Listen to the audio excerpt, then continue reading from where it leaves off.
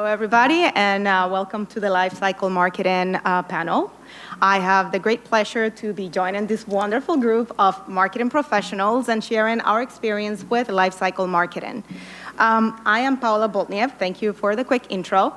Director of Digital Products at Fireblocks.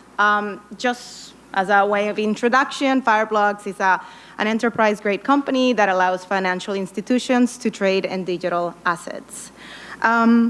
Now, today, I'll be helping moderate the panel. And why don't we start with a series of introductions? Would you like to take a moment or two to share your name, role, company, and then we go from right to left? Sounds good. Hey, everyone. I'm Katie Meeker. I'm the Director of Customer Marketing at iCIMS. iCIMS helps organizations like IBM, FedEx, Amazon attract, engage, hire, and advance talent. So we work with human resources and talent acquisition departments. We're in the B2B SaaS space. And I personally have been with the organization for almost 14 years, the majority of that time focused on customer marketing. So I have the really exciting job of leading a team of customer marketers who are focused on things like references, case studies, awards programs, community, and of course, lifecycle marketing. So excited to be here today. Thank you. Hi, everyone. I'm Jake Bodmer. I'm the Director of Lifecycle at Masterworks. We are fractionalizing the art market. We take physical, real-world masterpieces and divvy those up into shares and sell them to retail investors like yourselves. Think of it like a mutual fund that you can invest in, but it's a Monet or a Van Gogh. Hi, everyone. I'm Kate Vanass. I'm Director of Customer Marketing at Cisco Meraki. Meraki empowers businesses to manage their networks in the cloud. I joined Cisco Meraki about 2 years ago and was able to start the customer marketing function. So we look after voice of customer, so our advisory boards and EBC and NPS programs, advocacy, and lifecycle. Wonderful. Thank you so much. We prepare a poll through Slido. So if you can help me pull it up on the screen. So we want to see where everybody is on this lifecycle marketing journey. So if you can take a second or a moment or two to answer the questions, that would be great. Oh, that's an interesting. Great. Oh, bless you. Bless you. Wonderful. Love to see these results. So similar polls have shown that about 40 to 45% of respondents do have a marketing, lifecycle marketing program, but that are still on the early ages. And then about 5% of companies do have a mature program. So I'm happy to see that about 6% of them do have a mature program.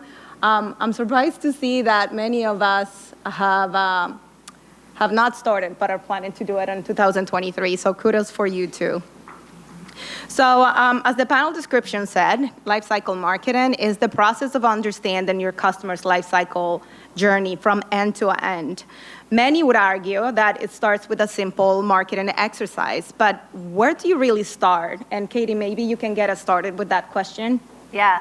So I think with any program that you're trying to start from scratch, the first thing that I always recommend you do is figure out what your goals are. What are you trying to accomplish with having customer lifecycle programs? And I know we've talked about this a couple of times today.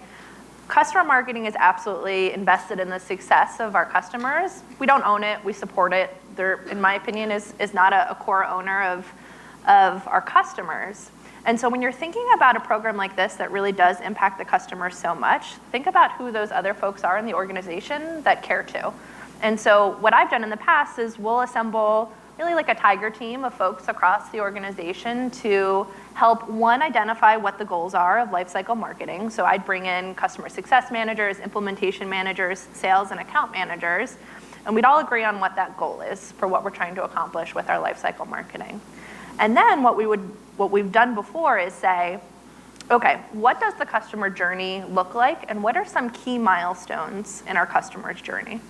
And you can go all in, and you can hire a third party, or you could invest in your team to do empathy mapping and create a full-blown life cycle journey that includes different personas and different segments.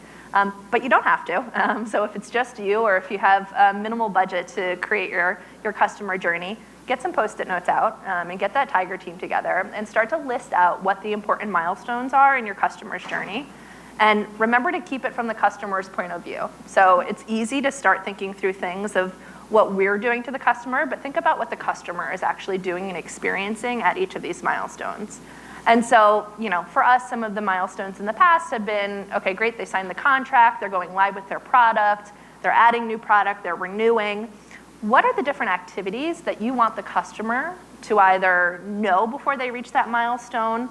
What should they be excited about as they're reaching that milestone?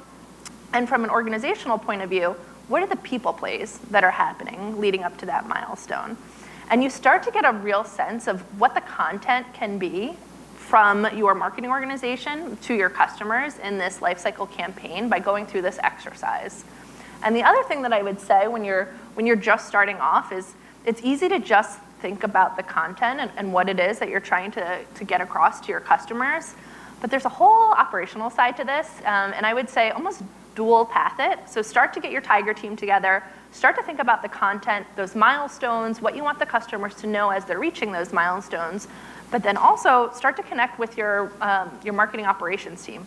So we use Marketo and we use Salesforce. We may use Gainsight in the coming year. But if you haven't done this before, and I don't know if you guys have experienced this as well, but man, there is a lot that goes into the triggers behind a campaign like this, especially if you're thinking about doing time-based triggers. So do you have, even in your Salesforce, do you know when a customer is going live with your product? Do you know who the people are that are involved in that project? So I don't mean to make it sound daunting, but you do almost need to think about the path of content and what the customers need to know, and then also like how you're delivering that, and if your system setup is in a way that you can actually accomplish this. Sometimes the actual operations piece of this has taken much longer than the content piece of it, so get started early, give your marketing ops folks a seat at the table to get started. Thank you so much, Katie. I love the idea of putting together a Tiger team. Sometimes you just need to roll up your sleeves and then just, Yes. Get into a war room and start mapping that customer journey. So important. Thank you. So for me personally, one of the things that I found the most challenging, especially in this role that I am today, is fully understanding the ideal customer profile and buyer personas in a world where everything is so new and everything is changing so fast. So I work for a company that supports financial institutions to sell digital assets, crypto. Everything is the Wild West. So think about doing a customer journey exercise in the metaverse. So as you think about your past experience creating and launching lifecycle marketing programs, what are some of the biggest challenges that you have had to overcome? Was it something around changing the mentality within the organization and letting them know that, hey, this is important, we need to do this? Or it was a matter of finding the right executive or getting cross-functional support? Or was it finding that aha moment that in your customer's life cycle journey? Jake, would you like to take that question? Absolutely. Thank you. And honestly, I think it's all of the above, everything you just hit on, and I will probably second some of what Katie said a second ago on. Some of the biggest challenges any lifecycle marketer faces is that the executive team buy-in and having the patience to really work the program from start, getting it off the ground, being able to analyze the metrics that are coming back to you and making clear, data-driven decisions. So oftentimes people want to say, oh, where's the silver bullet? Where is the thing that will drive and make a huge change in our business overnight? And unfortunately, that very often isn't something that even exists. It is, the collaborative team effort or the Tiger team of where are my data engineers and my data scientists? Where are my product people, my creatives, my copywriters, and my marketing realm? Get them all in a room together, get buy-in, and start building out programs that fit your business need and your customer's need. What are the values that you need to drive to your customers to get them engaged, to move them from a lead or prospect into that kind of flywheel that is now Lifecycle of engage with them, get them bought in, and keep them engaged over time, retain them, and really drive that lifetime value. I always kind of harken back to find the aha moment of your brand or your business model. What's that key unlock that a customer has to do? Some sort of action that really moves the needles from them to say, I like this brand, to I love this brand. And I want to advocate for this brand and become a brand loyalist and somebody that then can spread that message for you. And that's the best kind of marketing any of us could ever hope for, is when somebody says, hey, I have this cool brand that I'm using or I bought, and you should too, because you're my friend or a colleague, and I highly recommend this. Wonderful. Thank you. I love the idea of finding the aha moment, and that is so, so critical. There's nothing better than having your customer tell the story. It's tricky, and sometimes you hit that wrong moment a couple times until Yeah, you find well, the right, and that's okay too. You learn, right, through that process. Great. Thank you so much. So lifecycle marketing KPIs are typically associated with predictive analytics based on the business overall performance. So you start hearing a lot of things around the number of new customers that you brought in that quarter, retention rates, upsell rates, cross-sell rates, you name it. A school of thought suggests that you ought to be thinking about interconnected metrics, such as NPS, Net Promoter Scores, or, for example, other measures around customer satisfaction and customer loyalty. Now, what does success looks like? That's a loaded question. So, or perhaps you can share some of the wins that you've seen during as you launch your lifecycle marketing programs. And maybe, Kate, can you help us answer that question for us? Yeah, absolutely. I think true nirvana here, we've heard it in the room earlier, is getting to the point where you can show how your programs are influencing revenue. That's really what we all want to do, but it can be really complex. So in lieu of being able to identify what is that customer health metric, how are you impacting lifetime value, there's some other more approachable things to think about. So even taking advantage of things like contact scoring through your marketing automation platform like Marketo, you can really start to dive in and realize what are those moments and those milestones that your programs can influence, and how can you then report up. And it's less about activity and more about drawing that line to revenue. Another thing to consider, and this one's a little bit controversial, but we need to shake things up here before lunch because you're probably all hungry. Think about establishing a control group. And this would be a group that you wouldn't touch with your lifecycle program. So you would only send to this audience things that were mission critical, and see how their revenue fares compare to their cohorts that aren't benefiting from your lifecycle marketing. And it's a hard exercise to do as a marketer because you're taking people away from your universe. But if you really can draw that correlation, it's very powerful. Oh, wonderful. I like that idea a lot. So we have one final question for the panel here. And would you take a moment to share a big lesson learned, a best practice, or just what's next on your journey in lifecycle marketing? Maybe we can start with you, Katie. Sure. And go that way. Sounds good. I'm going to maybe answer it both ways. Best practice that I've learned from lifecycle marketing: one, start small. Don't feel like you need to boil the ocean with your lifecycle marketing campaigns. The first one that I did at iCIMS, or that my team helped do at iCIMS, was it was called Learn, Grow, Love, which I now realize sounds a lot like Live, Laugh, Love. And yes. I guarantee that we predated that. And no offense if anyone has that hanging in their dining rooms. But the goal was, okay, learn was you're coming out of implementation. What is everything that you need to learn? And it probably included like 3 to 5 emails in that campaign. Grow was how are we getting them to add more to their system, to really come into their own with their partnership with our organization and really grow their own careers.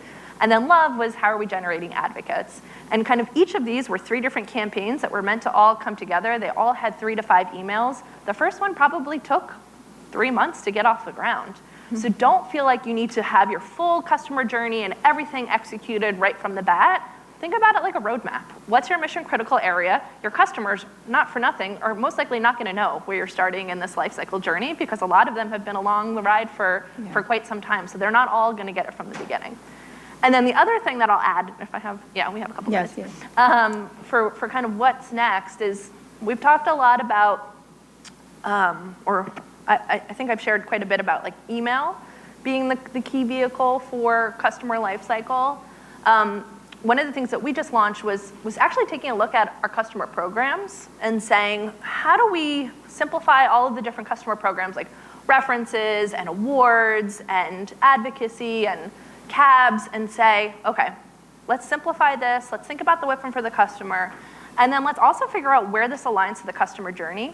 So we kind of took a page out of like a more traditional B2C loyalty handbook, like the United Airlines Mileage Plus program or Madewell Insider. And we said, okay, when you're just starting with your journey with iCIMS, become a community member. And here are some of the perks you get as a community member. You're gonna get a badge that you can put on your LinkedIn profile. You're also gonna get some collectible stickers and pins that you can put on your lanyard at a conference.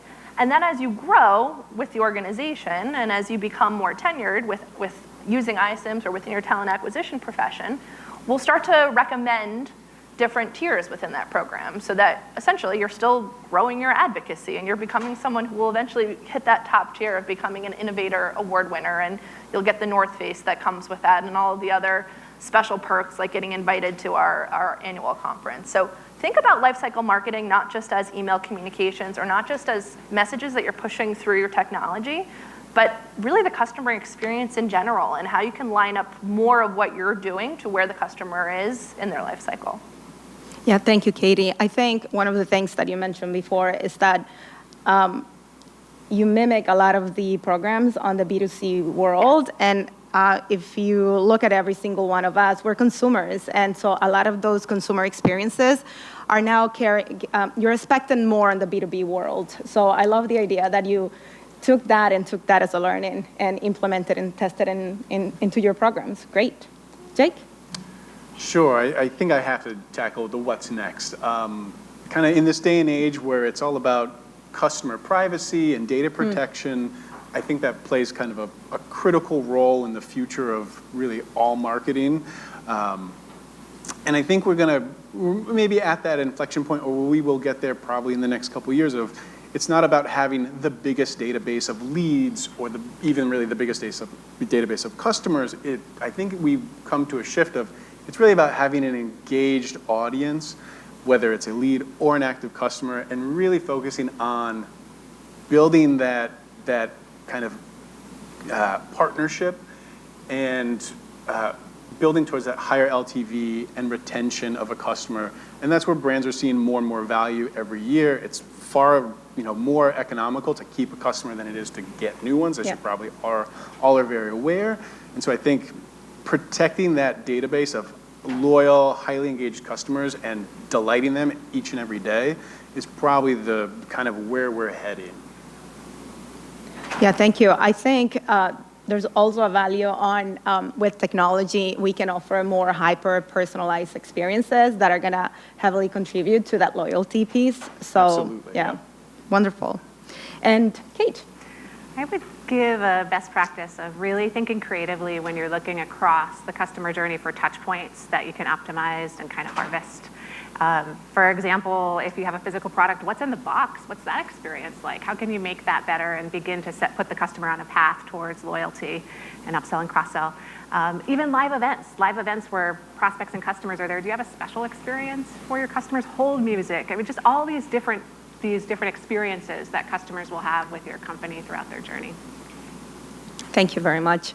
I was going to say something and I totally forgot.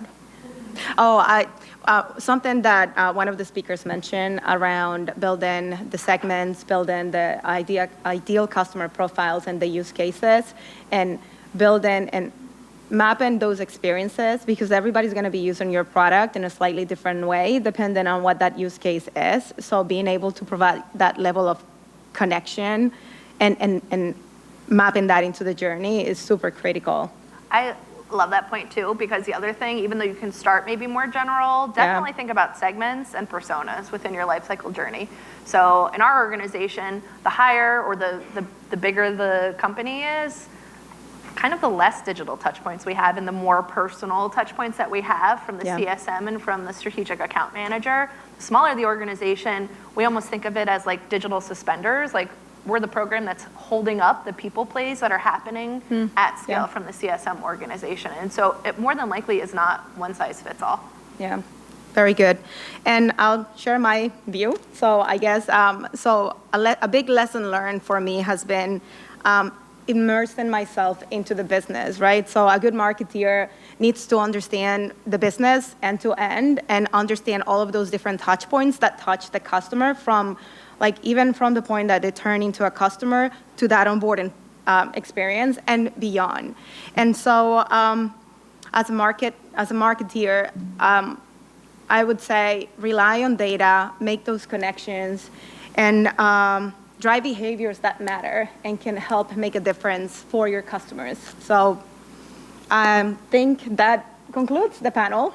We moved really fast and made some time, so you guys can go for lunch. Now we can open it up for some questions. I don't actually. Yeah, we have time for one or two questions. The first one, I don't know if I go towards the stage, it'll work better. But the first one is, Kate, for you, do you have any guidance on building out a team, and what were some of the first roles you hired to support your customer lifecycle marketing efforts? Yeah, okay, so to be honest, when we first started off, it was all about customer cross-sell because we were a very demand gen driven organization, we still are, and that's how we had to prove our worth. And again, this is 13, 14 years ago at this point, so there wasn't a ton of organizations that had customer marketing. And so we really doubled down on, okay, let's show our value. Let's create leads around customer cross-sell. I built out a small customer SDR function that was responsible for following up on those leads and then eventually passing them over to the account manager to sell the customer cross-sell. And then we were able to prove that value. That's where we started to say, okay, great. We can prove value outside of just traditional demand generation funnels. Let's show you how. And I think the next thing that we did was more like traditional, like customer stories, references, and advocacy, because at the end of the day, that's what supported sales the most. And so that's where there was appetite from our organization. And then you start to build some momentum and you can showcase, okay, great, well, if I can have a little bit of investment over here, I can help support the customer success organization because we know that they can't have 500 customer success managers, budget won't allow it. So how can customer marketing help the customer success organization scale? That's like a little tidbit of like the journey, but I would say having your executive leadership involved, sponsor you. I was lucky enough to have a chief customer officer that really cared about the customer experience for a long time. And so when he saw the value of what we were doing from a customer marketing perspective, he said, this is a no-brainer. We need to continue to invest here. So find that person in your organization who believes in the value of customer marketing. Let them kind of take you under their wing a little bit. And don't be afraid to present up and showcase all of the great work that you're doing to your executive team, whether that's within marketing or depending on the size of your organization, your C-suite. And then perhaps we have time for maybe if anybody else wants to chime in on what your lifecycle team structure and resources look like. So your employees, their roles, what titles folks have. That was highly up. I can start there. So we actually just have one dedicated lifecycle program manager right now, but they are supported throughout execution. So there's a campaign team that works with them as they come up with the strategy, and there's a creative team and an email team to kind of help with those execution pieces. That is a huge area of growth for us, though, so we'll certainly be rounding out the team. But for today, it's just one person thinking full-time about it. That is often how it starts. Yeah, I am currently in the process of building out our lifecycle communications at Masterworks as we talk. So I am a team of one at the moment, but I have dotted line reporting to both a data scientist and a data analyst, which I think are critical for any lifecycle communications because you need those data points to to ingest into a system, which enables you to take actions and then be able to properly analyze like what are the results you're seeing. but I will be hiring probably for a copywriter, a designer, and then more probably somebody that does more operational tasks within the team. Great. And then let's wrap up with this one. This is for you, Jake. What's an example of an aha moment where a customer goes from like to loving the company? What's your signature tactic there? Well, Is it your sense of humor? no, well, you know, the big thing is it varies from every brand. I worked for an online therapy company recently, and one of the products was couples therapy. Surprise, surprise, the number one aha moment was not the person that initiated the account and started talking with a therapist. It was getting their spouse into the product or their partner into the product. That was the big unlock. We needed both parties to be invested and download the app and log in and actually use it, because if it was just one side of the relationship, shocking, there was an issue. But there was an issue for the company as well, and I think that was a big aha moment for us. That's a great example. Thank you. Thank you all for your time today, for moderating Yes. this panel, for speaking to it. We're going to break for lunch. We have a solid hour, so we'll reconvene at 2:10. But we really appreciate all the insights, especially because most of us are planning on launching Lifecycle marketing in 2023, right? So Yeah. thank you so much. Round of applause for